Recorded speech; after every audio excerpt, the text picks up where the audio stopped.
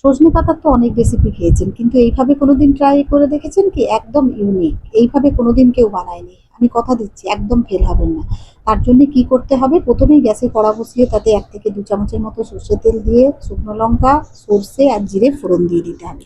এরপর আমি এখানে ২ টো কাঁচা লঙ্কা ভেঙে দিলাম। আপনারা যদি ঝাল বেশি না খান তো এটা স্কিপ করতে পারেন। এরপর এর মধ্যে আমি এখানে দেখুন ২ চামচের মতো মুগ ডাল ভিজিয়ে রেখেছিলাম। আপনারা পরিমাণটা আপনাদের মতো বাড়িয়ে বা কমিয়ে নেবেন। এখানে আমি ২ জনের পরিমাণে সজনে পাতাটা বানাচ্ছি। যার জন্য আমি এখানে ২ চামচ মুগ ডাল ভিজিয়েছি। আপনারা আপনাদের মতো, আমি এই ডালটা ০.৫ ঘন্টার মতো ভিজিয়ে রেখেছিলাম। তাতেই ফুলে গেছে। সোনা মুগের ডাল, ভেজাতে বেশি সময় লাগে না। ডালটা দেওয়ার পরে এরপরে পরিমাণ মতো লবণ আর হলুদটা দিয়ে দিলাম। যেহেতু এখানে সজনে পাতাটা ২ জনের পরিমাণে বানাবো, সেই জন্য আমি লবণটা দেখেই দিলাম। আপনারা কিন্তু লবণটা দেখেই দেবেন। না, না, সজনে ডাঁটা পাতা দিয়ে ডাল বানাচ্ছি না। একবার দেখুন, দারুণ লাগবে খেতে। এরপর আর মুগ ডালটা ২ থেকে ৩ মিনিট ভেজে নেওয়ার পর এর মধ্যে দেখুন আমি ধুয়ে পরিষ্কার করে রাখা সজনে পাতাটা দিয়ে দিলাম। সজনে পাতা ভর্তি ক্যালসিয়াম। তো খাওয়া খুবই ভালো। আর তেতো লাগে বলে অনেকে খেতে পছন্দ করে না। কিন্তু আমি তাদেরকে বলব একবার অন্তত এটা আপনাদের মানে সপ্তাহে বা ১৫ দিনে অন্তত একবার খাওয়া খুবই দরকার।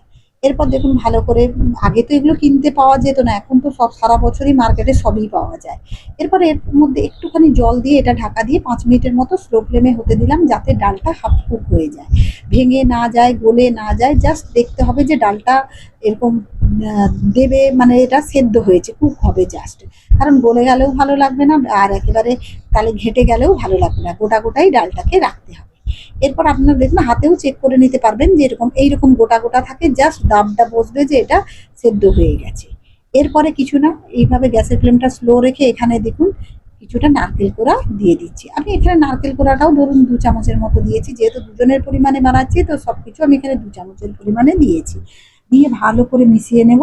এতটাই সুস্বাদু যে কোনো রকম মশলাও লাগে না, কিচ্ছু লাগে না। খেতে এতটাই সুস্বাদু হয়, আমি প্রায়ই বানিয়ে থাকি। তাই আপনাদের সঙ্গে শেয়ার না করে পারলাম না।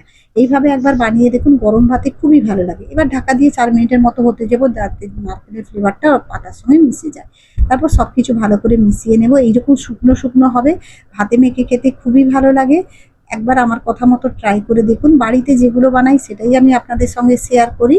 আর একদম ইউনিক একটা রেসিপি। চলুন এইভাবে নেড়েচেড়ে ১ থেকে ২ মিনিট দেখুন পুরো জল শুকিয়ে ঝরঝরে হয়ে গেছে। কেমন লাগলো আমার এই সিম্পল রেসিপিটা? যদি ভালো লেগে থাকে অবশ্যই লাইক দিয়ে কমেন্ট করবেন। আর কারা এইভাবে বানিয়ে থাকেন অবশ্যই কমেন্ট করে জানাবেন। চলুন তাহলে এটাকে গরম, গরমই ভালো লাগবে। তাই গরম ভাতের সঙ্গে সার্ভ করে দেওয়া যাক। চলুন তাহলে এটাকে সার্ভ